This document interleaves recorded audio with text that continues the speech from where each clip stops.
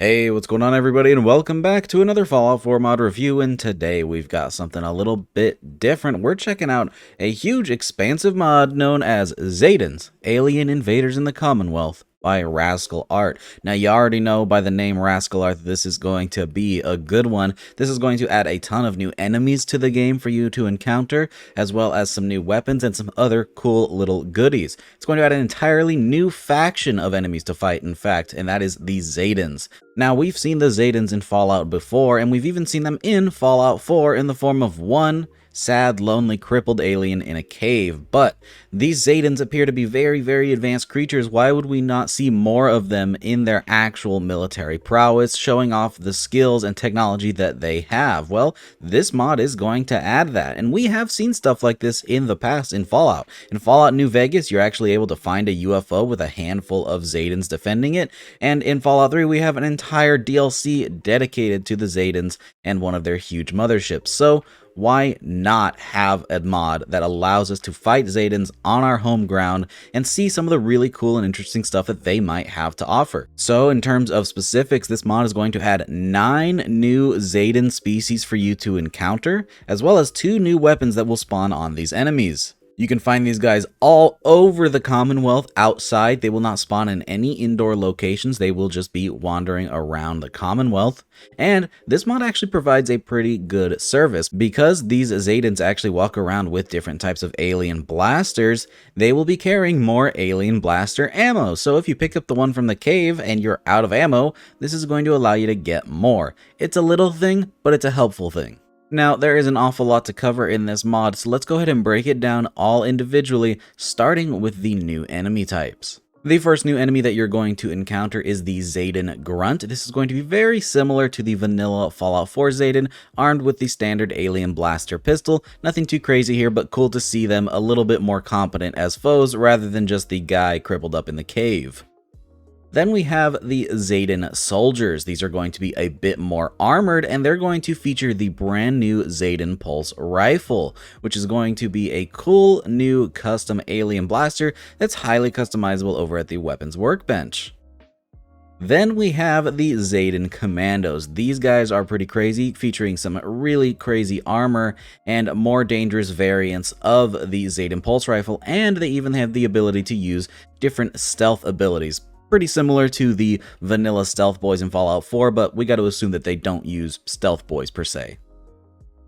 We then have the Zetan Rocket Troopers. These guys are pretty cool. They have dual pistols and use jetpacks to float around. I believe this is using the Mr. Handy style of animations, but still, it's really neat.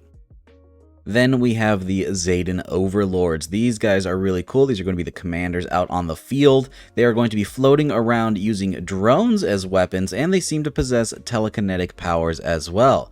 Interestingly enough, in the files you can find this telekinetic powers as a weapon, but you sadly cannot equip it to the player, but it is an interesting way to show that they actually do use this in combat. Be careful when running around the Commonwealth as well. If you find one of these Zetan Overlords, there are different variants depending on what level you are, and some of them are packing quite a bit of heat, so watch out for that.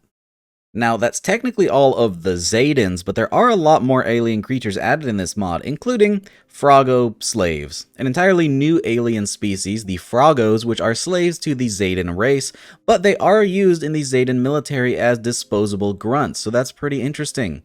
They themselves actually have their own weapons, which is going to be the AE-9 laser pistol that we'll get more into a little bit later, and they usually spawn in groups and will attack you with a swarm of enemies, and that's really cool.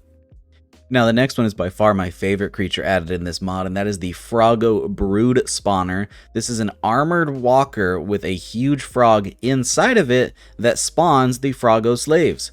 Pretty cool. It adds a really nice huge enemy into the game that poses an actual threat and has a cool gameplay element of being able to spawn smaller enemies, sort of similar to the Mylar Queen.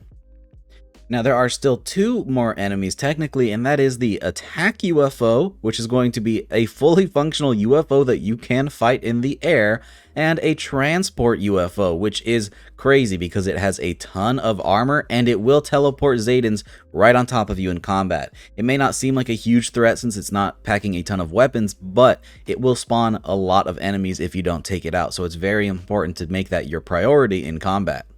Now, I think that covers just about everything in terms of the new enemies in the game, which, by the way, are all absolutely fantastic. They're a lot of fun to fight, and they just look incredible. I mean, some of these are a bit basic, like the regular Zetans. We already had that in the base game. But all the new custom stuff is really cool as well. I especially love the Froggos. I don't know why. Don't ask. It's just, they're really neat. I like them. They're cute. Now then, let's talk about the actual armaments that these new enemies are carrying. The two new weapons, the AE-9 blaster pistol as well as the Zetan pulse rifle, as these guys are pretty interesting, and I have to say, I like them a lot. Let us get started with the Zetan pulse rifle. Now this thing has a pretty interesting design, making use of some of the vanilla alien blaster assets as well as some new custom stuff. This thing has a base damage of 20, a fire rate of 90, and fully automatic. It uses the alien blaster rounds, of course, a range of 311, an accuracy of 143, a weight of 6.5 pounds, and a value of 168 caps. Makes this a pretty formidable weapon, and there are even a couple of attachments over at the weapons workbench. Now, there isn't a ton available, so we will move them pretty quick. In terms of capacitors, we have automatic and standard. Keeps the same damage, but changes the fire rate, so I'd recommend pretty much always running this thing in automatic. For barrels, this is where the interesting stuff comes in. We have the long barrel, the short barrel, the sniper barrel, and the shotgun barrel, which are all pretty self-explanatory, but the really cool thing is the newly added needle barrel, which I will show off in a second because this thing is really interesting. Functioning sort of similar to a Halo Needler, not exactly. It does feature some tracking for the different projectiles, as well as the ability for the projectiles to stay on the target and do damage over time, which is really, really cool. So we'll show that off here in just a second. We do have the ability to change out the ammo type from the regular alien rifle cell to a fusion cell conversion, so you can use fusion cells instead, meaning less damage but a more plentiful ammo type. And then for sights, we do have the option to throw on the standard iron sights, a long scope, or a reflex sight. Now then, as for this needle type, first of all, it does obstruct the sights just a little bit, so be aware of that. It's better to use this thing in hipfire, and it does have the tracking capability, so you don't really need sights that much anyways. But what makes this thing cool is the projectiles, like I said earlier, actually stay in place. As you can see, they are now stuck here, and they are animated, which is pretty interesting, and whatever they hit are going to do damage over time. So if we head over to a target like this Deathclaw here, mind the mess, and we shoot him with a target, or a projectile rather, you'll see that it sticks in him and does damage over time, which is pretty interesting. And again, it does have that tracking capability, so we can shoot him from afar and not have to worry about missing, as it is going to hit the target pretty much every time. And you can see it's still doing damage the longer these projectiles stay in him, which is pretty dang cool. Reminds me a little bit of the pulse carbine and some of its functionality, but it's still very, very unique. Now up next we have the AE-9 pistol, a cool new little energy weapon, and just look at this thing. I absolutely love the design of it. Super unique to any other energy weapons I've seen on the Nexus, and a really cool addition with this mod. The idea behind it is that it combines some of the alien tech with some of the human tech found here on Earth, allowing for a cool new hybrid design.